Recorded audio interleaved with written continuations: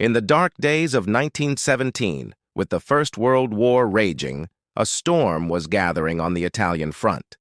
The Austro-Hungarian and German forces were secretly preparing a massive pincer movement, a colossal encirclement designed to trap and annihilate the entire Italian Second Army. They called it the Battle of Caporetto.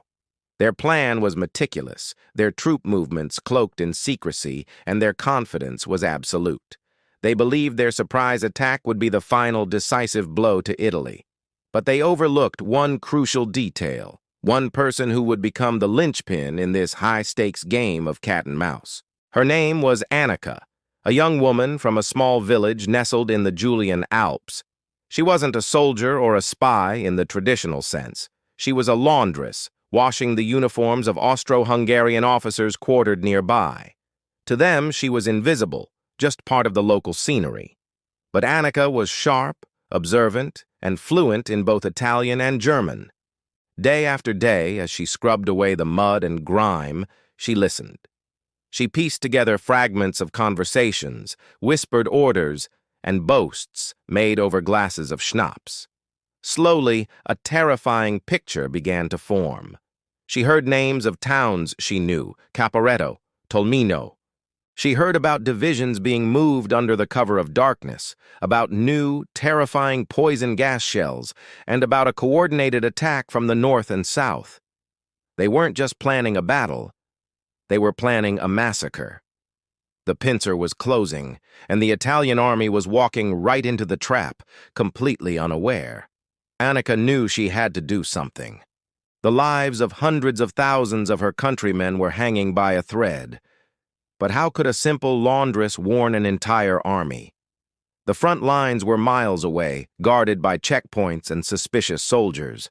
To be caught would mean certain death.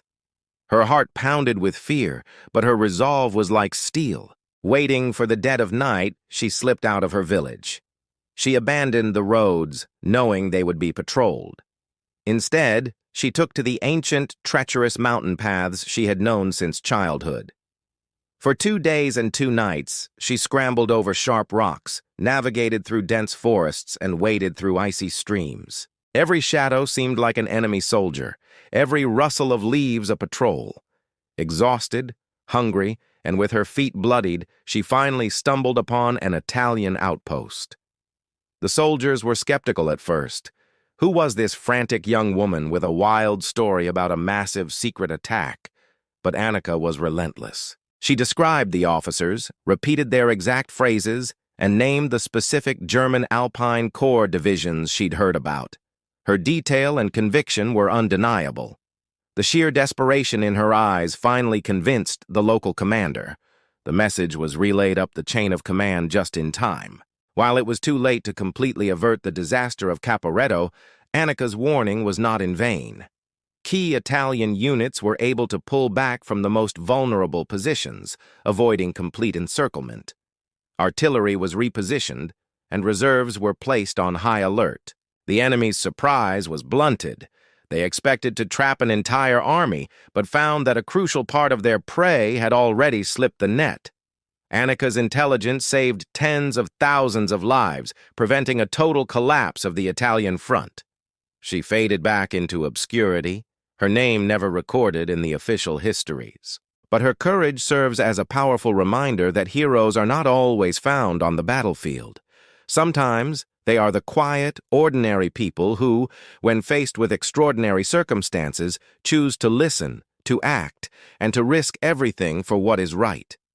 Her bravery changed the course of the battle, proving that one person's courage can indeed unravel the grandest of enemy plans. Thanks so much for watching. If you found this story as incredible as I did, please hit that like button and subscribe for more tales of unsung heroes from history.